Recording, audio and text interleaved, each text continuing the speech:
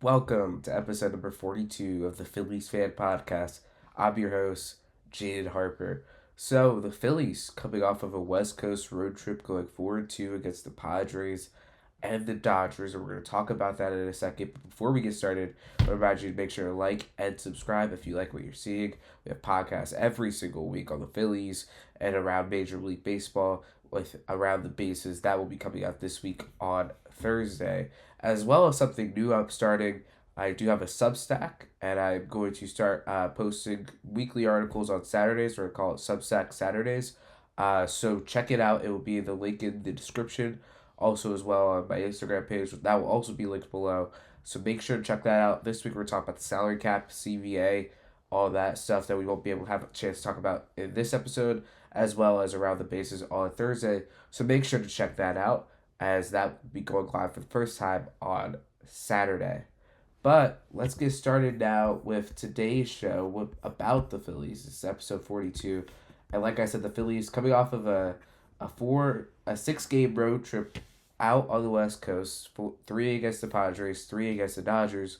Against the Padres, they swept them, and it really wasn't close for the Phillies during the whole series. It was a very dominant series for the Phillies, especially their pitching staff looked incredible. They got home runs from Schwarber and all the other guys, and it wasn't really a series that was like, oh, you're biting your nails. But LA was a different story, and I would say Dodger Stadium has been a house of horrors for the Phillies over the last couple of years. In between last year's division series ending, right, with Keggerick throwing the ball away, and then you also have a couple of years ago the Dodgers hitting back to back home runs to walk off the Phillies off of Hector Neris.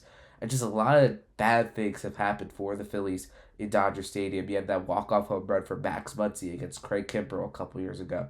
Just a house of horrors overall for the Phillies in Dodger Stadium. Really, ever since Matt Stairs hit that home run to give the Phillies the advantage in Game 5 of the 2008 National League Championship Series. But, so this weekend wasn't really much of a different story. Friday was a 4-2 loss. The offense was radio silent. Justin Robleski, the Dodgers starter, had a great outing. Was 7 innings, only gave up one hit, which was a Kyle Schwarber home run, which was that one run, and he also had 9 strikeouts against the Phillies lineup. He was He couldn't be touched all game long, and it wasn't like the offense was able to help Zach Wheeler, who didn't have a bad start. He did go 6 innings. He only gave up 5 hits, but the only issue that hurt him was the long ball. He gave up 4 solo home runs against the Dodgers offense, one to Max Muncy, one to Freddie Freeman, one to Shohei Ohtani, and one to Will Smith. Outside of that, he only gave up one hit. He had one walk and 4 strikeouts. So not a bad start for Zach Wheeler, considering this is only his sixth or seventh start back from the injured list, from an injury that a lot of pitchers don't come back from, right? But it is the Phillies' first loss in a Zach Wheeler start this season. His personal record falls to 4-1. Phillies are now 6-1. What Zach Wheeler has started. And like I mentioned earlier, Kyle Schwarber, who leads the Major League Baseball in home runs, still hit his 22nd home run of the season against Robleski on Friday night. But not much to really talk about after Friday night's game. Stuart Baroa had an RBI single later in the game to give the Phillies that second run against the Dodgers bullpen. And that was really the main thing. The Phillies offense was just never able to come alive. Alex Vesia had a really clutch strikeout later in the game on his bobblehead night. And it was just not a lot for the Phillies to build off of offensively after game 1 of the series. Now on to game 2 on Saturday. A 4-3 win for the Phillies. Jesus Luzardo was very solid on the mound. Went 5 1/3. He worked into the 6th, gave up 7 hits, 2 runs, 2 walks, and 6 strikeouts. And the bullpen was a big reason why the Phillies won this game. After Luzardo, it was Alvarado, Keggerick, Keller, and Durod, and those four were locked down. They almost went 4 complete innings. They gave up a run that was very questionable. The challenge system might have to be abolished because it really hurt the Phillies this weekend. But it gave up one really, really questionable run that it shouldn't be a run usually, but it was because the umpires, I don't know what they were looking at on a play where Andy Pages should have been out at the plate, but it was ruled safe, so that was a run against the Phillies bullpen. They gave up 2 hits, 3 strikeouts, and no walks. And that was a big reason why the Phillies were able to stay in the game. If they don't do what they did, the Phillies would have been out of the game on Saturday. But it came down to a big moment in the game, and Mundo Sosa pinch hits for Brandon Marshall in the sixth inning, a very questionable decision from Don Mattingly. It was against a left-hander, and I'll talk about the Phillies' struggles and successes against left-handers this season in a second later in the episode. But it ended up paying off as Mundo Sosa hit a two-run home run to give the Phillies the lead and eventually the win. Like I said, they won 4-3. That was against Tanner Scott in the eighth inning on Saturday night. And then also another highlight from this game, Alec Boehm with a solo home run against Roki Sasaki, who also was dominant against the Phillies this weekend. All of the Dodgers starting pitching, I would say, was dominant this weekend against the Phillies. But they were able to get the win to tie the series at one game apiece. And then the finale on Sunday, the Phillies, again, the offense just couldn't get going, and the pitching didn't really help. They lost 9-1. JT got injured. JT Realmuto got injured off of his wrist. It looks like he'll be fine, but again, it's just something of concern for the Phillies because Andrew Painter got really hurt by JT Realmuto's injury. So before his injury, he pitched 3 innings, gave up 5 hits, 2 runs, 1 walk, 3 strikeouts, which is okay, right? But then JT leaves the game after getting hit. Rafael Marchand comes in to catch, and Painter ended up giving up 2 home runs in 3 at-bats, and that was the end of his outing, so he wasn't even able to get out of the fourth inning, right? So it's just really concerning to see that Painter has only pitched well with Realmuto. He has a sub-4 ERA with JT, and his ERA is over a 9 when being caught by Rafael Marchand and Garrett Stubbs. So it shows that Painter has really relied on JT as a catcher this year. And a lot of people were saying, oh, we could have let JT go during the offseason. This is another reason why it just made a lot of sense to retain JT Realmuto in the first place.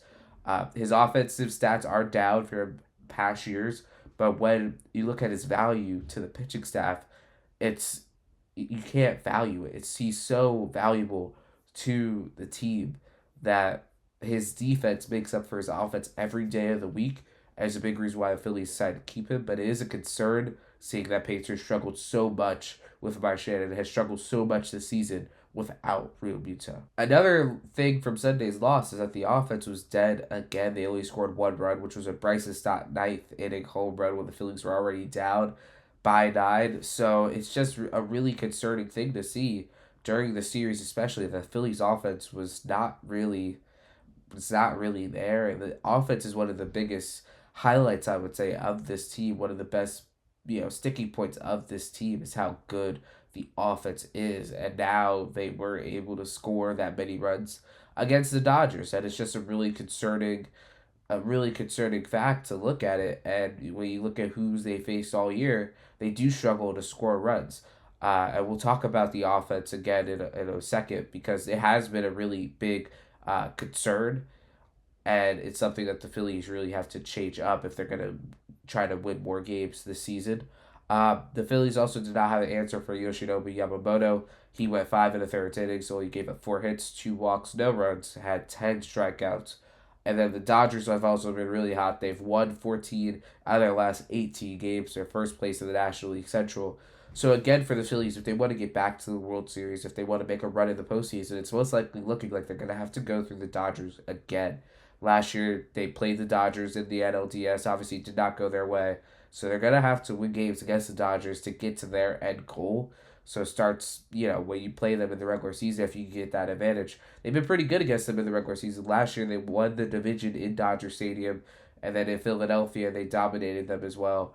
And at the beginning of the season, 2024 was the same story. So the Phillies could, they'll play the Dodgers right after the All-Star break in Philadelphia. And then the next time we'll probably be meeting them in the postseason. So the Phillies, it's going to be big for them to get these wins early in the year against a team like the Dodgers to see where they stack up and what they need to change to, make another deep run. So let's talk about the month of May for the Phillies. An 18-10 record, which is pretty good. It continues a good stretch of May's. Last year in 2025, they went 19-9, and then in 2024 they went 20-7 in May.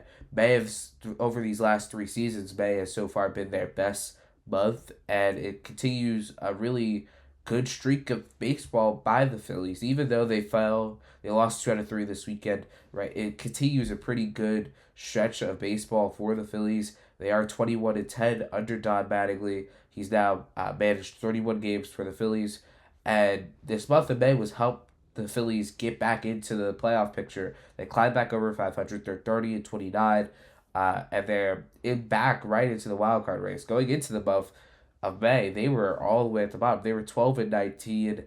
They were struggling mightily. They had the second worst record in the National League. Now, a difference a month makes. They're right back into the playoff picture. They're a game and a half back of the postseason, and it's going to be a really tight race right now in the National League. Through 2 months is when you usually try to see if teams are going to be legit or not. And we're at the point already where teams are, forming into, oh, is this team a legitimate contender, right? And we look at the postseason picture of the National League right now. You have the Braves, the Dodgers, and the Brewers. They all lead their divisions. The Padres have the top wild card spot right now. Arizona is the 5 seed, and then you have a 3-way tie for the last wild card spot. That is St. Louis, Chicago, and Pittsburgh. And then the Phillies are as well in a 3-way tie, a game and a half back of that last wild card spot, tied with Cincinnati and Washington. All of them are only one game over 500.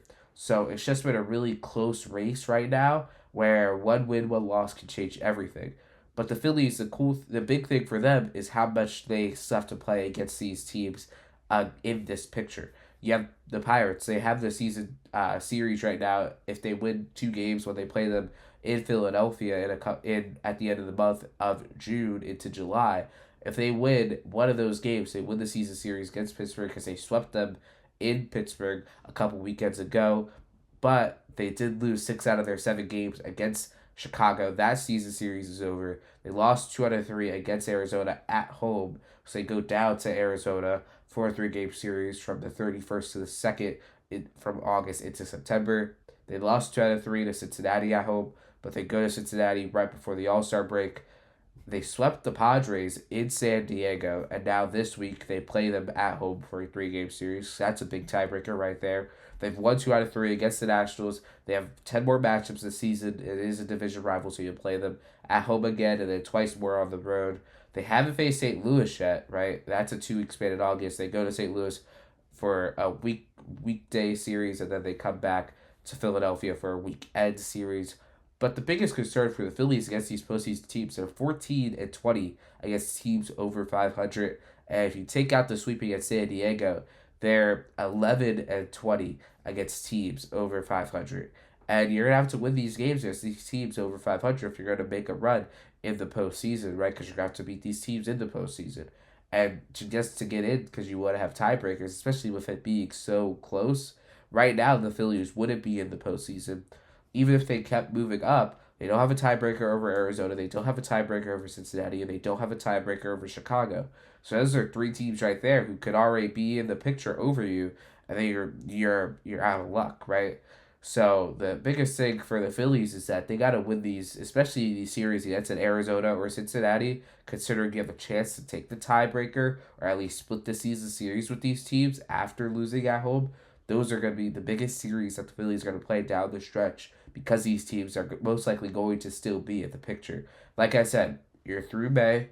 2 months into the season is usually a good shot of whether a team is going to be really good or really bad. Most teams are 2 months into the season are over 500. You're going to be playing them in September in big games down the stretch for those last couple wild card spots. In the National League, in past years, their last wild card spot has been like an 83, 84 win team. The American League has usually had the higher numbers. It's most likely going to switch this year because the National League has been off to such a great start. And the American League, under 500 is their last wild card team. The Phillies right now would be in the playoffs if they were in the American League. But right now, they are in the National League, and they have to just win who they're going to play. And that's why this week's series against San Diego is such an important series. They have a lot of series coming up over the next 2 weeks against teams that are in playoff spots right now. San Diego, then they host the White Sox, they go to Toronto, and then they go to Milwaukee. Those are all teams in the playoffs right now. 3 of them were playoff teams last year. You have to be able to win games against teams that are better, are in the postseason picture. Especially in the National League games, the Padres series and the Brewers series, you got to win those because those are the matchups that matter the most when it comes down to the end of the season in between tiebreakers and just wanting to get quality wins, knowing you could beat these teams when it comes to October. Now it's an appropriate time to take a moment to appreciate how good Cristopher Sanchez has been this season. In May, he did not allow a run. The second pitcher in Major League history to not allow a run in a full month since Orel Hershiser back in the 90s. That's something that you never see. He went 39 innings, did not allow a single run, had 45 strikeouts, only walked 3 batters all month. And he did that in 5 starts. He threw a complete game shutout, had 13 strikeouts against the Pittsburgh Pirates. He has the lowest ERA in baseball right now at a 1.47 out of qualified starting pitchers. He has not allowed, like I said, he has not allowed a run. He did not allow a run in May. He has not allowed a run since April 30th against the San Francisco Giants. He has the longest scoreless streak in Phillies history and the 7th longest scoreless streak in Major League Baseball history. He leads the MLB, like I said, in ERA. He leads the MLB in B-WAR. He leads the MLB in F-WAR. He leads the MLB in every single wins above replacement category. He is right now in a Cy Young race with Jacob Misiorowski, and I think he's the clear Cy Young winner as of right now in Cristopher Sanchez. And I think he is the best pitcher in Major League Baseball. But, right now the media is making a race in between Sanchez and Misiorowski for Cy Young, and I think it's a fair discussion. Misiorowski has been very good this season. He just won Player of the Week. He had a great May as well. He allowed 1 run. He allowed 1 more run than Cristopher Sanchez in the month of May, which is like a crazy thing. We have a pitcher who allowed 0 runs and 1 run. But some people in the media are trying to make a discussion in between Sanchez and Misiorowski, but I think the choice is clear. When you just look at the month of May, Misiorowski started more games than Sanchez. He had 1 more start in the month of May. He had 6 starts. Sanchez had 5 starts. Sanchez had more innings than Misiorowski in the month of May and 1 less start. So that shows Cristopher Sanchez is going longer in games. He gave up less runs, like I said. He gave up 1 less run. He had 3 less walks than Misiorowski. He's just been pitching better. I think a big thing that a lot of people are saying is that Misiorowski faced better teams, but Sanchez can't really control who he faces, right? And Misiorowski did do it against, teams that might be higher of quality. But you're talking about a team that's over 500, like the Pirates, a team that's in the playoffs right now, like the Padres. All those teams Sanchez has dominated. The Cleveland Guardians have the second best record in the American League, and Sanchez went 8 shutout innings against the Cleveland Guardians, right? So you just look at what Sanchez has done. Even though people say it might not be against the best teams, he's pitched who he's had to face, and he's dominated every single one of those teams. He faced the A's lineup, who has some really heavy hitters, Shea Langoliers, Nick Kurtz, Brett Rooker, Jacob Wilson, and he dominated them. He dominated every team he's faced. The Rockies, they're not a good team, but he dominated them. You still got to go out and beat who you're facing. And Sanchez has done that all season long. I personally don't think it's really that close of a race when it comes to Cy Young. I think the answer is pretty clear that it should be Cristopher Sanchez. One of the biggest things Misiorowski has is his strikeouts. He strikes out a lot of hitters. Sanchez doesn't really do that. He does give up a lot more hits as well, but he has a much better ERA. His team is performing better when he starts compared to Misiorowski. And he's just been a better overall pitcher compared to Jacob Misiorowski. I think it's crazy that we're having a conversation in between a pitcher who gave up a run against a pitcher who didn't give up a run for a pitcher of the month. I think the choice is clear. It should be Cristopher Sanchez, for at least definitely pitcher of the month, but especially Cy Young at the end of the season. But it also begs the question that do the Phillies have the best 1-2 punch in baseball when it comes to Sanchez and Wheeler? Wheeler, his ERA went up after the start, now 2.27 on the season, but that is still really, really good considering he's only pitched in a couple games, and he's coming off of a major injury that a lot of pitchers don't really come back, especially to form from. And you look at the 1-2 punch that the Phillies have, and you can stack it up against anybody in baseball. Milwaukee's having a good season out of Kyle Harrison. We don't know how sustainable that is. He's been traded around a lot. He was in the Rafael Devers deal to Boston, and then got traded from Boston to Milwaukee for Caleb Durbin during the offseason. So we don't know how long he's going to be able to keep this up as a starting pitcher at this level, right? And Mizorowski, obviously, again, we don't know how long he's going to be able to keep it up. Throwing 104 as a starter isn't really sustainable, and I think I saw this online the other day, but I already thought this in my head. This could be the reason. Mizorowski could be the example why Mason Miller isn't a starting pitcher. I can see Mizorowski more turning into a guy who's coming out of the bullpen at the end of at the end of the season, at the end of games, because he can't throw 104 for 100 pitches each game, right?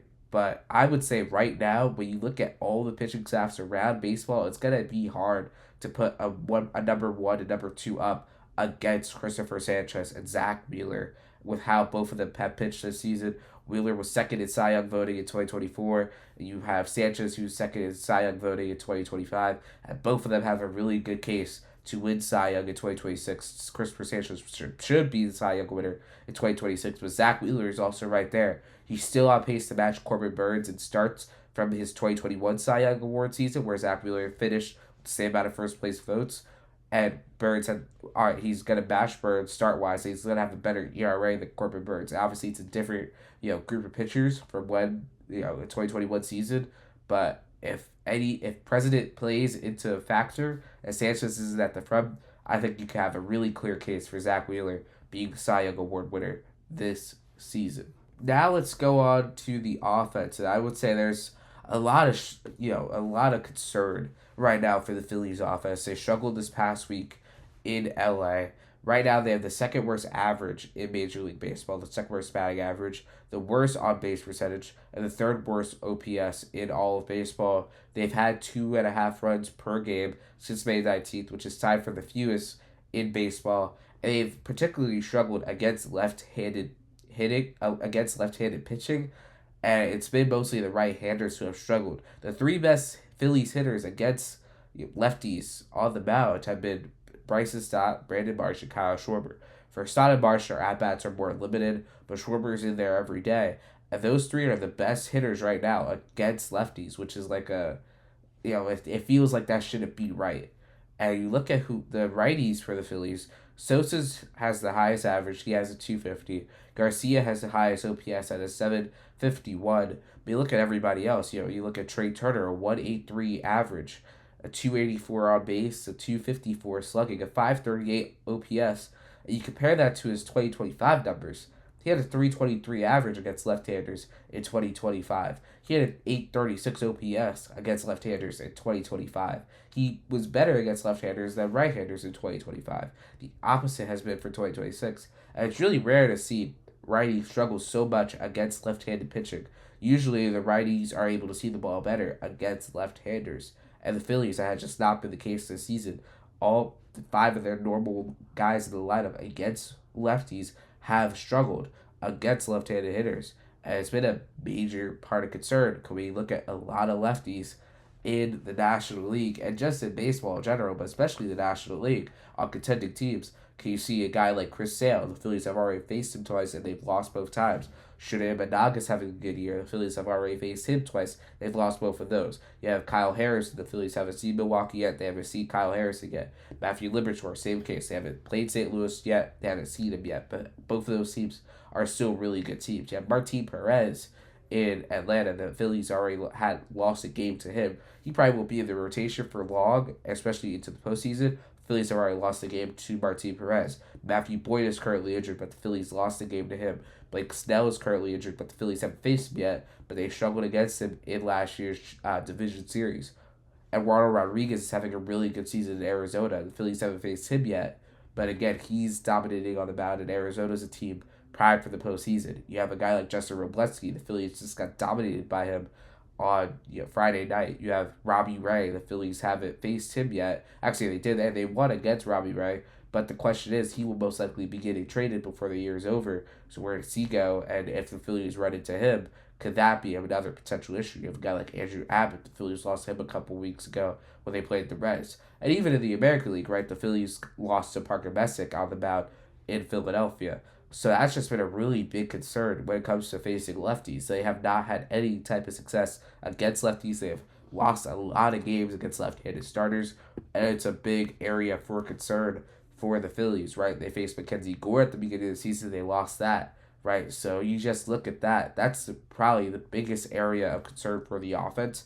But overall, the offense has been very concerning. And you look at the overall numbers for the main right-handed hitter. Sosa's batting a 211 under a 6 OPS. Garcia's batting 191. He has the sixth worst OPS in Major League Baseball out of qualified hitters. Alec Boehm's hitting a 210 with a 606 OPS. You have Trey Turner, who has struggled probably the most, fell out of the leadoff spot, looking more like his 2023 first half numbers, a 223 average, a 622 OPS. But the biggest concern for Turner has definitely been the strikeouts. I was looking at what his issues were. I looked at his Baseball Savant page, and one of the biggest things was that his K rate has been up so much this season, a 5% increase from last season. He has the third most strikeouts on the team, behind Adolis Garcia and Kyle Schwarber, two guys who have high strikeout numbers. But Trey Turner has the third most, which is something you wouldn't really expect from a guy who didn't really strike out a lot. He doesn't chase that much. And it's also his defense has decreased, so that could be also affecting his offensive approach. But his offensive approach has just been off. It's some of his worst numbers of his career. Going back to 2023 is probably the worst season he's had since the start of 2023.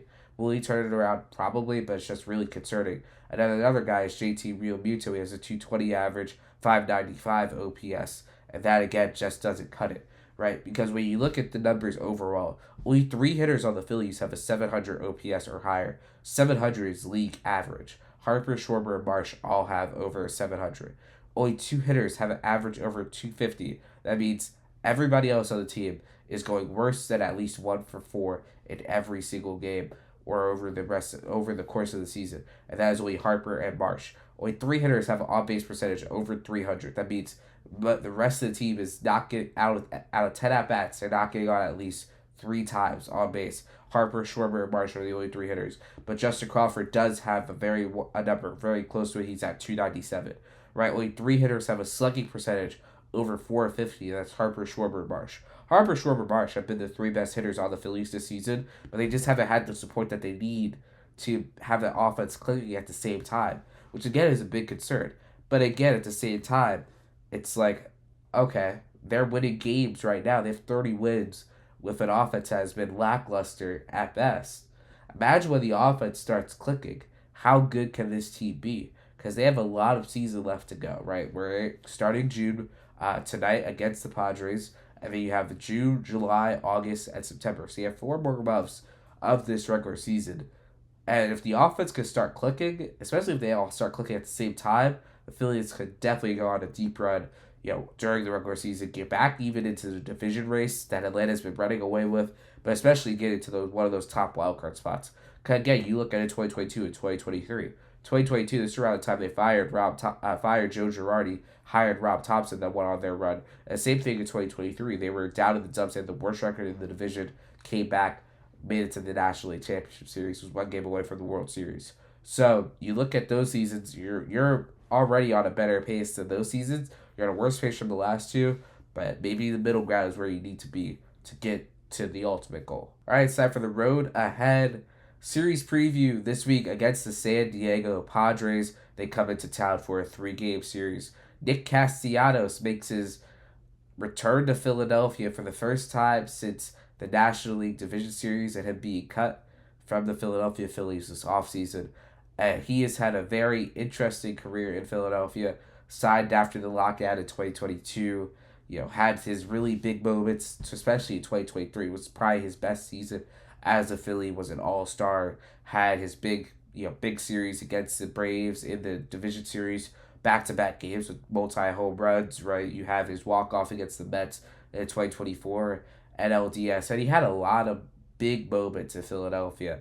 But when it got ugly, it got really ugly, especially towards the end. His relationship deteriorated with Rob Thompson, wasn't playing every day after the deadline last year when the Phillies went out and got Harrison Bader.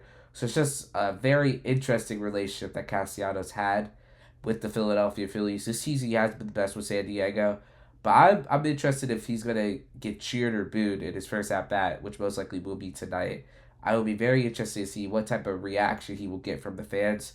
I don't think there would be any reason to necessarily boo Castellanos. He did a lot for the Phillies during his time in Philadelphia.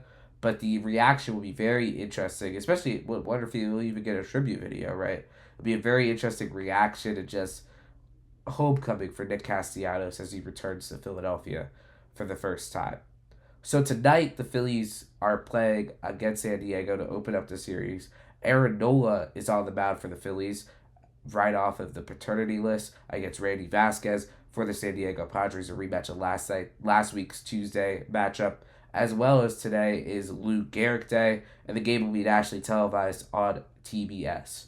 Wednesday, Cristopher Sanchez takes the mound for the Phillies, which feels like a guaranteed win every time he takes it, and he faces former Philly Walker Buehler making his return to Citizens Bank Park for the first time since last fall. And then on Thursday, Zach Wheeler takes the mound in the throwback powder blues against Lucas Giolito for the Padres. Padres just picked him up. He has a 4.97 ERA in his 3 starts so far. He got lit up in Washington over the weekend. But it's a big series for the Phillies against the San Diego Padres. And it's a series where the Phillies can sweep them, and that would be a big sweep for them. San Diego is 32-26 right now. They are second in the National League West, first in the National League wild card right now. If the Phillies could get a sweep here, they would be tied in the loss column, and the Phillies would actually have a win on them because you would see the Phillies rise. They'd be 4 games over 500 with a sweep. If they win 2 out of 3, that's even good there as well. They'd be same in the win column again, or they would be very close to the win column again. So if the Phillies have a good series against the Padres, it'll be a big boost to what they're trying to do this season. But that will wrap up episode 42 of the Phillies Fan Podcast.